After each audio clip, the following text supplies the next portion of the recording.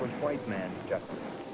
And Indian justice was as deadly and as final. It took a long time for men to accept the great truth that a man was innocent until proven guilty.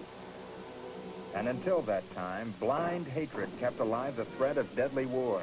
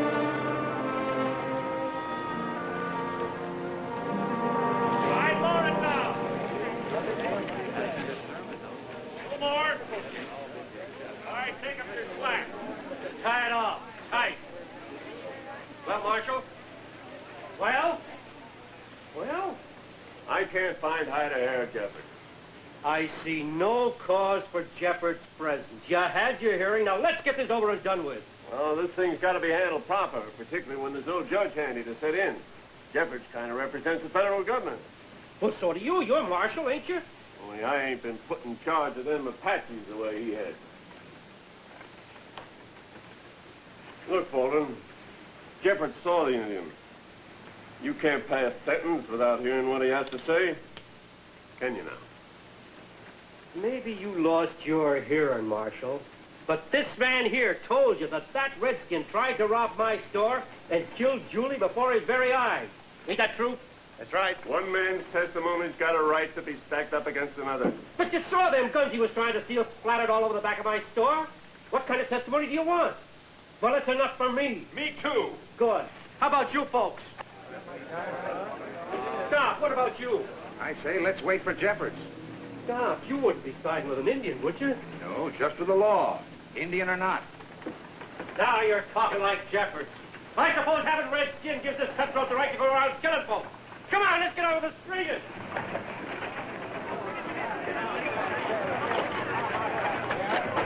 Drop that whip, Ed.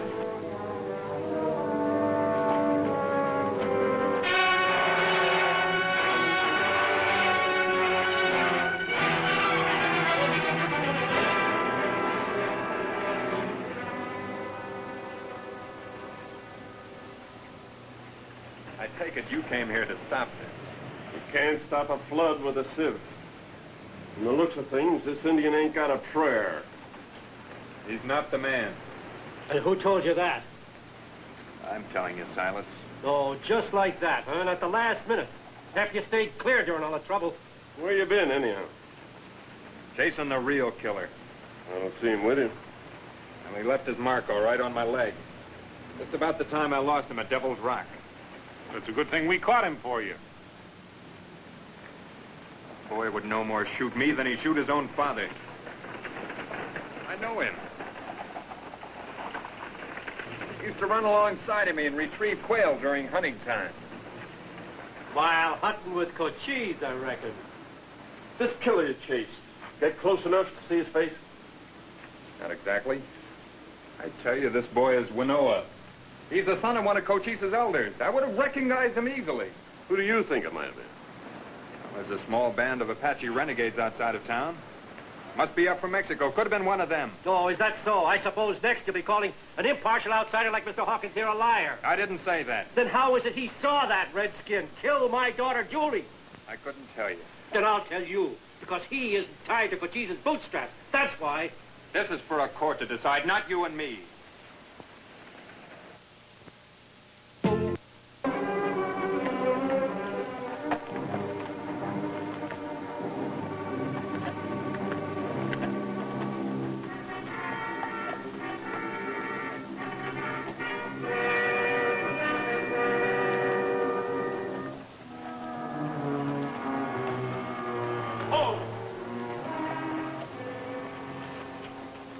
Fella, do not understand. Smoke signals told Cochise I was coming. Smoke signals told nothing of my son. He goes to hunt, never comes back. Your people take him. Winoa is unharmed. He did nothing. I know. That's why I come to speak with Cochise. Your people do not do what they speak. Take me to Cochise. You may listen and judge for yourself.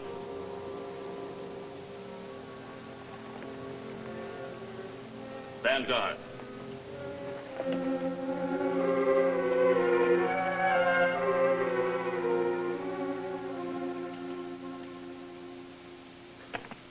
I've told you all I know.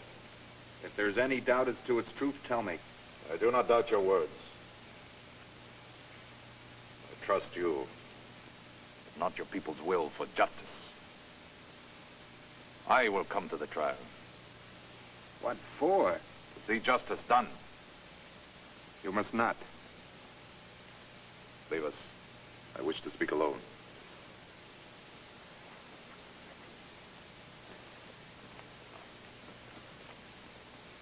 You must let me fight this out myself. It's the only way. There is one other way. Find the guilty one. When I made peace, I broke this arrow. Ocala was there to watch it done. But now his heart will not reach out beyond that day. Just as those who sit in judgment of his son will not let their hearts reach out beyond the color they see in his skin.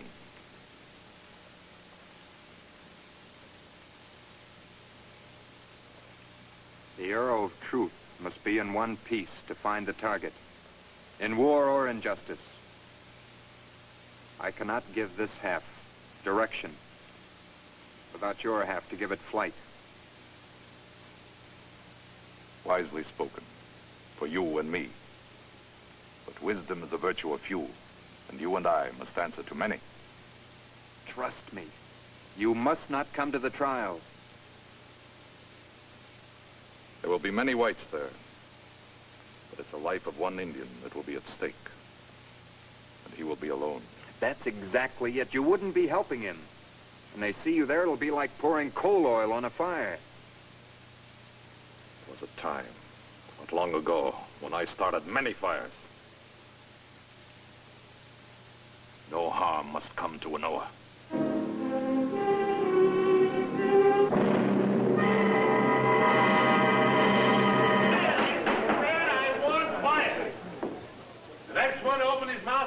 the seat of his pants. I know that, Judge. He's been through 2 Indian wars. They killed his son and burned his ranch down. Playing with a stacked deck. Jury's made up almost entirely of Baldwin's friends. Mr. Walters. The prosecution will now call its star witness. Will Mr. Chester Hawkins please take the stand?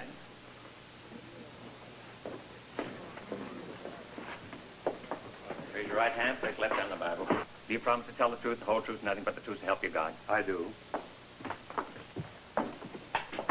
Mr. Hawkins, up to now, it has been established, and all have agreed, that it was an Indian that was seen fleeing Silas's store after he tried to rob it and killed his daughter, Julie.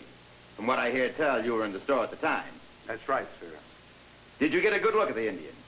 Yes, sir, I did. But when I tried to take his knife away from him, he knocked me cold. Can you identify him? I can, sir. If he's in this room, would you mind pointing him out to us? Well, yes, sir, I do mind. Because I really want no part of this town's private quarrels. Go on, tell him.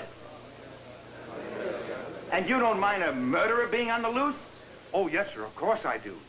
But well, it was that man over there.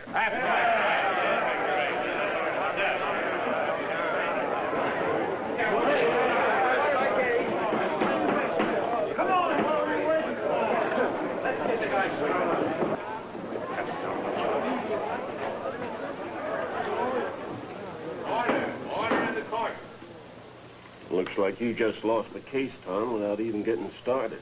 That kid's looking straight into the mouth of a double-barreled shotgun. If they convict him, they'll hang him sure. If by some miracle I get him off, they'll probably lynch him anyway. Either case, we'll have Cochise on our necks. Does the defense attorney have anything to say? I sure do, Judge. I'd like to call Mr. Ed Jones as my first witness. Give it to him, Ed.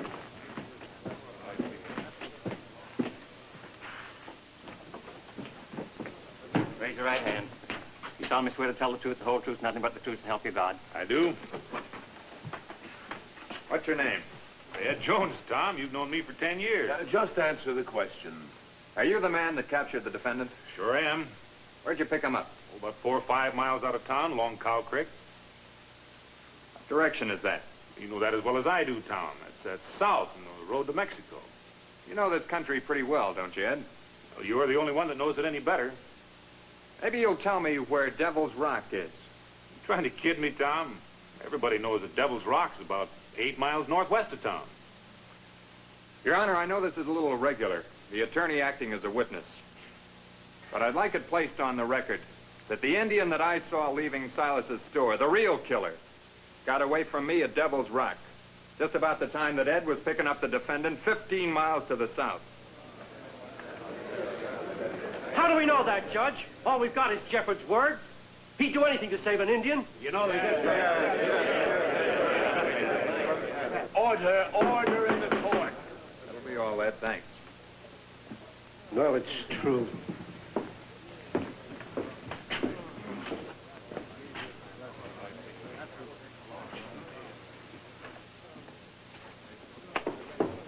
I would now like to call the defendant to the stand. Bring the prisoner up here.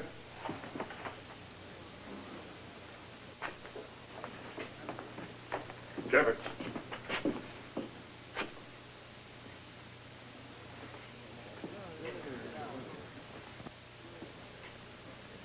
Your Honor, with the court's permission, I'd like to request a recess. Very well. Court is adjourned till 3 o'clock. Maybe we'd better notify the military. Not yet. Order in the court. I ain't aiming to wait much longer. If defense don't show in another minute, I'll appoint a new counsel. Jeffords is just stalling. We gotta take things into our own hands. Julie's dead. You're not gonna let me die.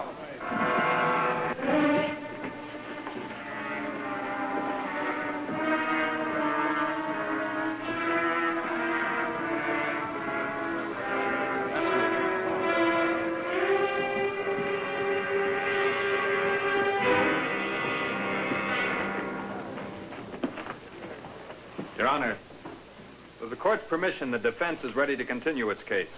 That's just what we've been waiting for. I'd like to call Mr. Hawkins to the stand. Hawkins, to the stand.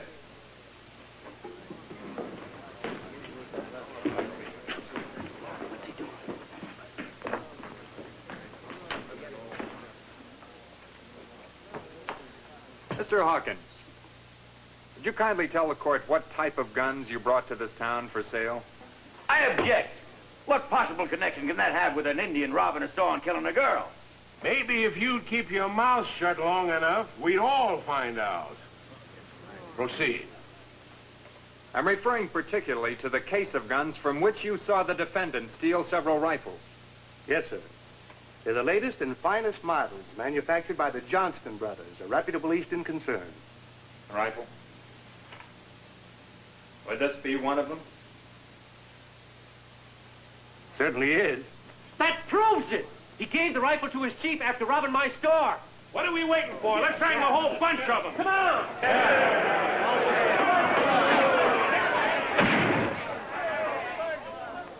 I'll teach this meeting to have respect for the court if it takes lead to do it.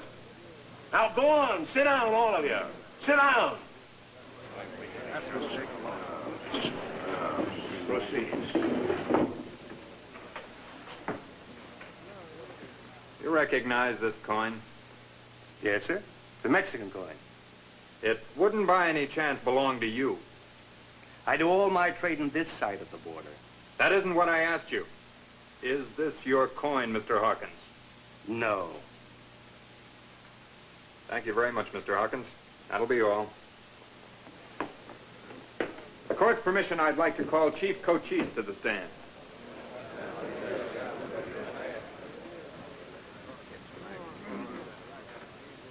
Just tell them why you came here, Cochise. I came to take home one of my people. What gives you the right to take him home? Justice. It has already been done. The guilty one is dead. Who is the guilty one? Ocala!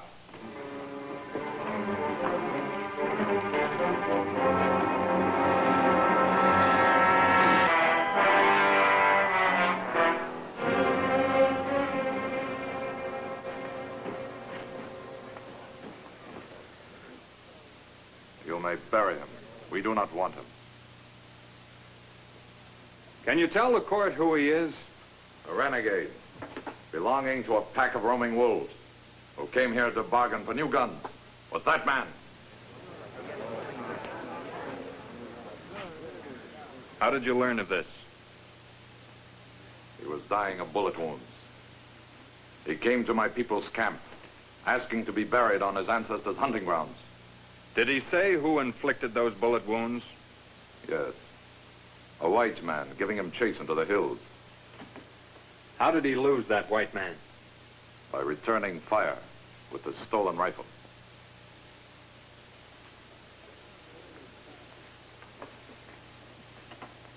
Mr. Hawkins.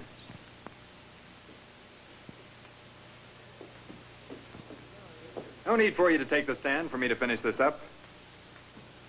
Is it not true that that now dead Apache renegade came to Silas's store looking to trade with you for some of these rifles?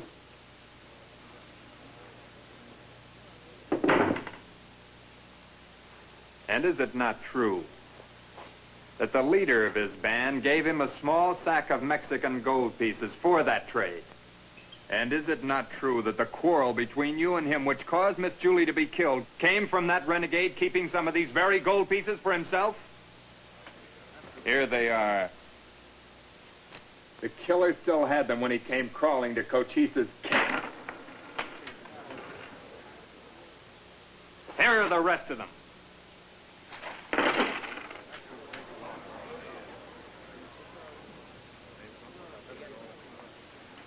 Mister, that was a dead sure aim from the hip. The defense rests. Mr. Hogan, you're under arrest. Case dismissed.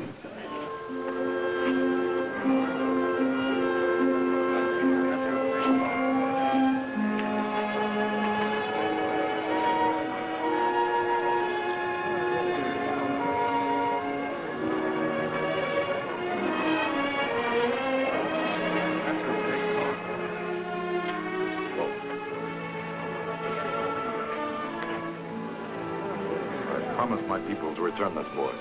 You promised your people justice. It's good to keep a promise. Took both of us, Cochise, to do what neither one of us could do alone.